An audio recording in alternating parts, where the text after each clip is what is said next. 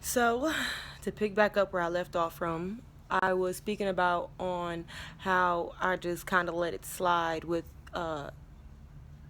my ex. I done called him all different types of dudes. My old nigga, the nigga at the time, my ex. Anyways, uh, like I said, I just let it go at that time and moment when he presented it to me. But then I think he brung it back up again, and that time it triggered me. You feel me? That time it's like, okay, and I told him, like, the first time around, I let it go and I tried my best to console you in this situation.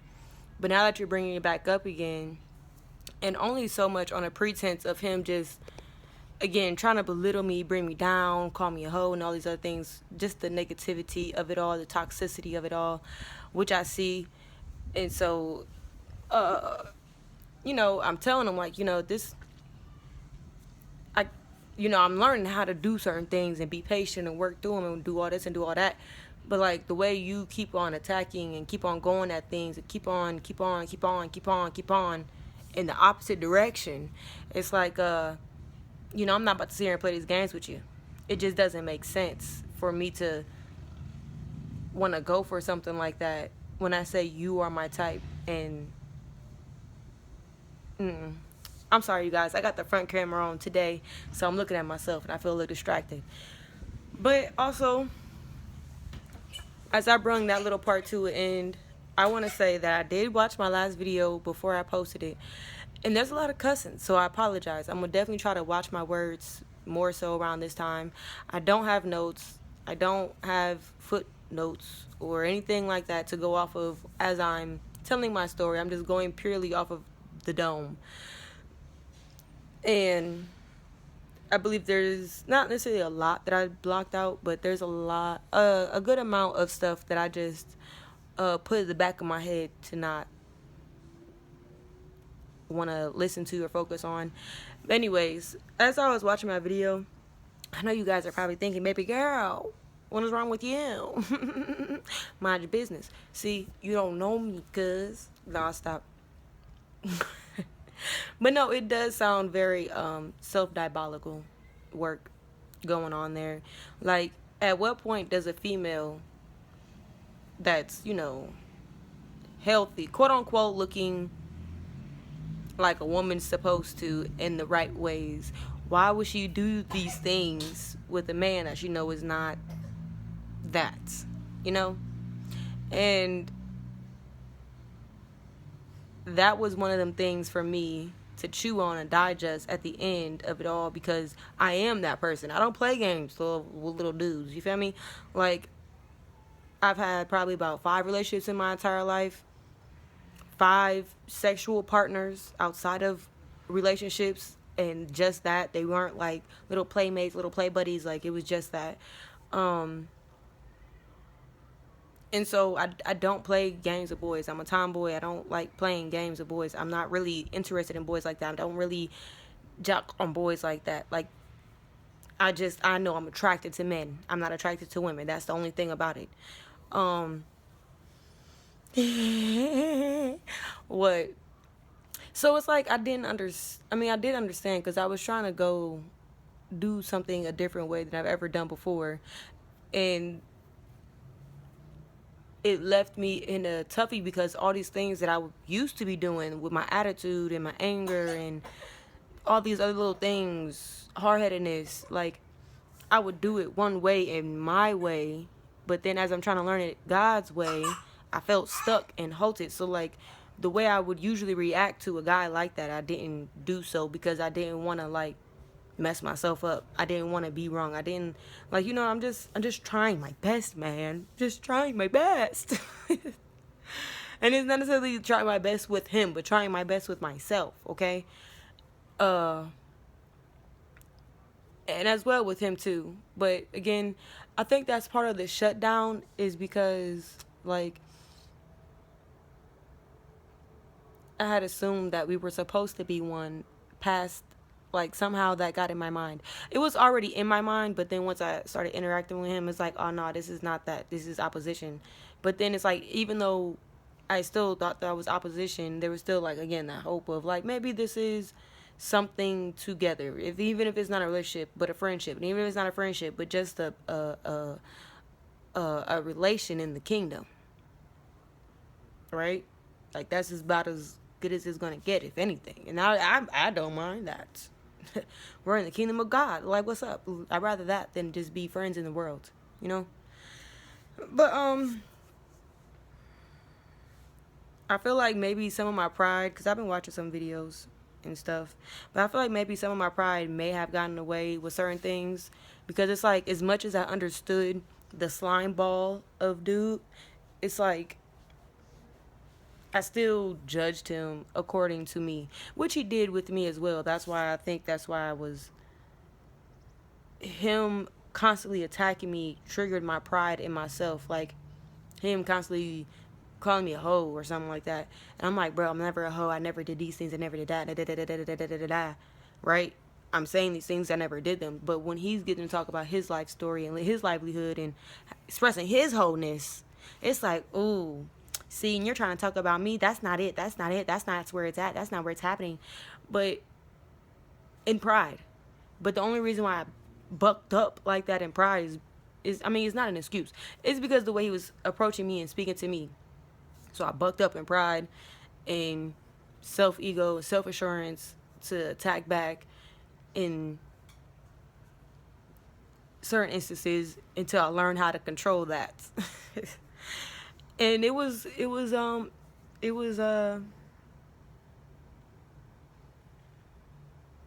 don't know. It was definitely learning. It was definitely challenging. Again, towards the end of it all, I felt like I fell in a hole.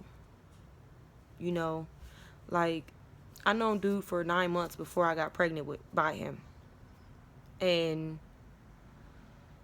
yes, obviously we're honking talking the whole time. We're doing the thing the whole 9 months. Maybe not like every day, but you know what I mean, in the midst of us knowing each other. I think I met him in like May 2023.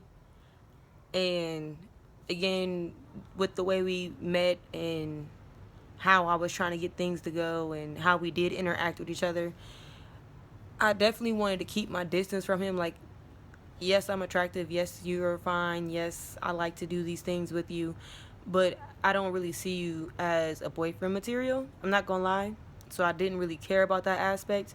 But he used to be in the home like, oh, girlfriend, my girlfriend. My son look at me like, huh? Girlfriend? Mom, what is he talking about? Baby, I don't know, because that's not my boyfriend. Okay? And I had to tell dude, too, like, on some real stuff, like, if you're gonna do that, and if you're really trying to have you be your girlfriend, you need to be about it and ask me straight up. Don't just come in here one day talking about you're my girlfriend. No. Ask me, so then I may say yes. Thank you. And by the time he did do that, it was December 8th, which I only remember because of 128. And 128 is my birthday, January 28th. But anyways, when he did ask me out on that day, I got super ecstatic once again about something that I probably shouldn't have got that excited about. But as I did, though, and he asked me out, literally, seemed very humbly, like maybe he didn't even want to do it, but he did it. What? When he asked me, and I've noticed the day, which was December 8th, I was like, oh shoot, something's about to happen or come from this right here. He's like, what do you mean? I said, it's 128, and for me, that's personal, between me and God. When I constantly see 128 or just see 128 in general, then I know that God is doing something. You know what I mean? Whether I know what he's doing exactly, like, even if I don't know what he's doing exactly, I know he's doing something. Okay? That's as good as I got. Especially in that moment. I thought it was something awesome. I mean, honestly, it was. I got a baby. But anyways,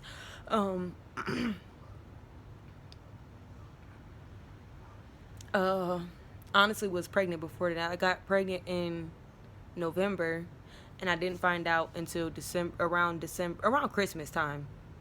But I did not know I was pregnant in the midst of us going out starting the December 8th. And baby, we only went out for like 3-4 days.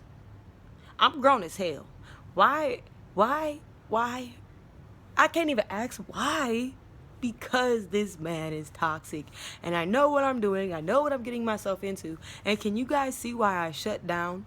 Can you see why I got in the pit? Like, how can you dare ask yourself, Kiera, why? You knew why. You knew. So it's like, fuck, man. I'm sorry. It's like, dang, man. Like, why? Why? Anyways. So, yes, we did, started going out December 8th. And it only lasted for 4 days. I think I went to his house that same day or maybe even the next day. And we have always been in contact, especially on his end. He's just always pressing the button. And I'm not mad about it. Made me feel good. No, I stopped. Because it's not cute when it's toxic. Anyways, we were just always constantly around each other. Or constantly in communication. Constantly. Okay? By the time we ended up going out again, we were with each other for 1-2 days. And then he just went ghost for one complete day. I'm over here trying to text him, trying to call him, and I'm just not getting nothing. And I just broke down and cried like, damn, bro, like, you're stupid, bro. You just know, like, you just know that you know that you know. Like, you should have been left dude alone. Like, this is it. You know what I mean? This is it. So, that was the third night. The third day he went ghost. By the time the fourth day came around of the relationship, I'm asking him like, yo, what's going on? What's happening? Like, are you okay? Like, what's up with the communication? It's never been like this before. Like, what's up with the change? And he gave some shitty ass, oh, I'm sorry, guys. He gave some excuses, some BS excuses, talking about he's getting his carpet cleaned or removed. Some shenanigans that just never happened because, like, came back time later and it's still the same raggedy carpet. Still the same carpet. You talking about you had to do this and do that and do this and do that, and now time later you never even smelt it. You was talking about, oh, I didn't have enough money to even try that same day. I found out around 12 p.m. So then why would you ghost all day? It's not like I'm not asking right now, but I'm just saying my mind. And again, I cried that third day. Because, I mean, you just kind of know. It's as silly as I may sound, just knowing him and his slime ballness. I do be putting sometimes some unrealistic expectations on people. And I think that may have been that. To know that he was toxic and to think that I was going to get something different was diabolical. Self-diabolical. Crazy work. It's really not funny at all, I promise God. Anyway, just experiencing these things with him for these last 9 months, and then having that 4-day relationship where he's 32, I'm 28, 27. Why are we this grown playing these games? So I hurried up and ended it, cut it, boom. I don't even play like that. That's what I'm telling y'all. I don't play like that, especially when it is something that is to be made something of. You know what I mean? Like, if I'm really trying to see you as my nigga and you're really trying to see me as your bitch, like, let's not play games and get to it, because if that's the case, we're done. I've always went on to believe, I'm not gonna lie, this may sound a little crazier too. I'm sorry, y'all. Y'all learning me today. I've only been in relationships for a year because I believe if I'm not married within a year, or if that relationship has not developed more from point A from day one of that year to 360 days from now, if it has not developed or moved or anything, it's done. No ring, done. No development, done. I don't play. Anyways, especially if you already my nigga and I feel like you playing too much before the even year to even come around, done. Come on now. the dude I lost my virginity to that I thought was the one, I think we only went out for 3 months. And he cheated on me. Boy, no. Get out. Dude said, what you mean? I said, we're done, buddy. I didn't even explain nothing or nothing. I just said, you got to go, okay? You already know. Why I got to explain? This nigga said, boom. Picked myself up by my neck. All I see was my legs going there from the ceiling. Down. Dude, why are you leaving me? Why are you leaving me? You know why, nigga. Choke harder. No, I stopped. No, I'm being serious. That's what really happened. But anyways, we're not talking about him. We're talking about the baby dad. After a certain point of dealing with him and then finding out I was pregnant around Christmas time, I was still honestly dealing with him and trying to put my best foot forward. But it's like every day was just BS on top of BS on top of BS on top of BS on top of BS. And finding out that I'm pregnant, it's like, nope, can't do this. I can't do this no more. I gotta hurry up and cut this off, make a quick shift, make a quick change, redirect something, because this can't be that. If you weren't my child's father, maybe, but seeing how you are the pappy, I'd be damned. Brother, I'd be damned. If you gonna be a deadbeat ass nigga, go do that. Leave. That's what I told him. Don't think of me. Don't breathe of me. Don't even think of your son or breathe of that nigga. Act like this never happened. We can do these things because the way he is, I don't want no type of nothing when it comes to my child. When it comes to me, I tried my best I could. I learned. I understood. I'm not doing that with him. I'm not at all. So it kind of left me, like, before I even had the baby, in the beginning of my pregnancy, like, dudes already not claiming them because I'm a hoe and I'm always fucking somebody else. Anyways, yeah, so, you know, I could feel it. You feel me? He got low self-esteem. He got demons speaking in his head about what the fuck going on in my household. Nosy spirits, you feel me? So I kind of figured that from him, expected that from him, and that's when I told him, you know, like, that's cool. You don't have to claim him, you feel me?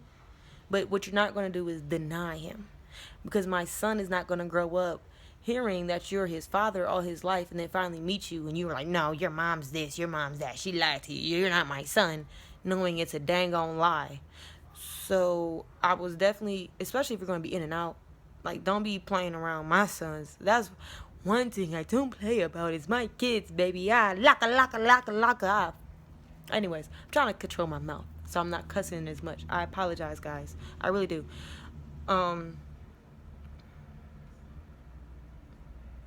Yeah, I was just, you know, I'm just trying to get straight to it. I done pulled out a notebook and a pen, write down on top, co-parenting. And in the midst of this structure that we trying to put in place and make agreements on, it's, oh, that's not my son. Oh, and I'm not going to be his father if I can't be in here fucking you and playing house. I'm sorry, you guys. I'm not trying to be vulgar, but these is real words. And playing house was definitely one of them. Not being serious. Okay, first of all, I didn't want it to be serious. Not with that. Anyways, baby, the games. And it's like, I hear you, sir, that you want to play house in order to see your son. But I'm telling you, you don't have to play house to see your son. Like, if you really don't want to see him and your only excuse to see him is to play house, you don't have to play house. Like, you don't have to see him. Yes. I promise you, right hand on the Bible, you will not hear from me. I promise you. I've been a single mother for the longest. I got a ball rolling. It's going. It ain't stopping here. Anyways, as I was getting nowhere, I'm just falling into this pit, honestly, of not talking to anybody, not having nobody to go to. I do, but I don't. And then just biting on what I did and what I've done, and, you know, just going through the whole roller coaster of it all, I suppose, in silence by myself. Because I'm not gonna lie, after a while, I definitely stopped talking to God. Like, I still pray, I still read the Bible, I still do the Gospels, I still do my meetings, but, like, when it came down to the nitty gritty stuff of it all, like, I just stopped because I didn't want to talk about it anymore to nobody. Nobody, not even God. And it's not even nothing like towards him or against him or anything like that. It's just, I was just so tired of it. And it's like, bro, I'm about to have this baby. Like, I do not have time to be focusing on these things. I need to focus on the baby, focus on the next plan, the income, you know what I mean? The diapers, the clothes, the other kids, the school. Like, I had so many other things to focus on. Like, I just did not want to talk about it because I just did not want to talk about it. And I remember while pregnant, I went to the counselor or therapist through the OBG because I know I haven't been talking to nobody, especially God. And it took me a minute to even do that because I felt like I was betraying God by going to go talk to a counselor or therapist before him. But it's like, I know I have to do something because I'm stuck in my head and I can't talk. I can't get words out right now. And I didn't want to get words out. Like, I'm literally tired of hearing myself talking, just all of it. I was just tired of it all. And, just sitting there talking to the counselor and telling her my stories, and she's like, oh, that guy sounds like a narcissist. Oh, that guy sounds like he's going to physically abuse you. Oh, that guy this, and oh, that guy that. And as she was talking, I'm not going to cap, it felt like it reignited a fire in me in a sense of like, oh, wow. I remember seeing that in him and praying to God like, yo, Lord, what's the next step? Like, yo, Lord, what, how can I pray for him? Yo, Lord, please work with him. Like, you know what I mean? Like, it reminded me in a sense to why I even wanted to push and go that way. It wasn't because of the sex. It wasn't because I wanted to have a boyfriend. It wasn't because I got pregnant and now I need a family. It was never any of those things, but just genuinely being a person and having a friend, having a buddy, having somebody especially that's in the kingdom. Like, that's all that it originally started as before I put my flesh in the mix.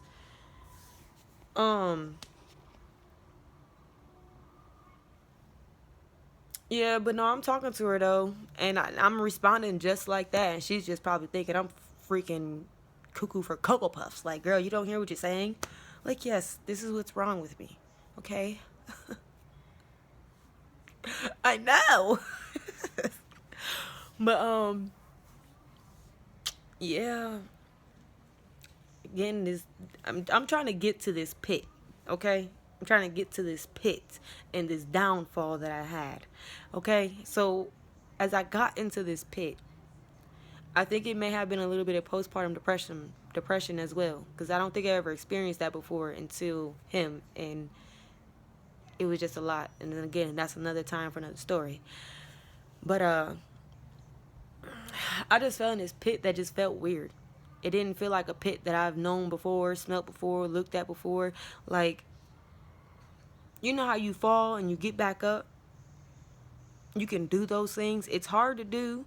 It's unsure. You don't know where and when and all these other things, but you do it, right? Like, you can feel the process of getting back up. You don't just automatically stand up. No, you got to bend your knees, your elbows, push your hands up to get up, right? Like, you know what it feels like to get up, right? So especially when you fall down into yourself, you know what that feels like. So again, I'm falling down into this hole, and it's like, this is not my hole. Where is my little hand cubby to push to climb up out of here? Like, this is not my hole. Like, whose hole is this? Okay? Because I don't like talking crap about people, especially my child's father, though has been toxic and we have different views and different lives and not good things between us, though it can be, but it's not. I don't ever want to just down talk on dude or like speak against his life. I just would want to talk about me and my story and my life and how I experience things. It's just I feel like I experienced wickedness on another level. I'm not talking about him per se.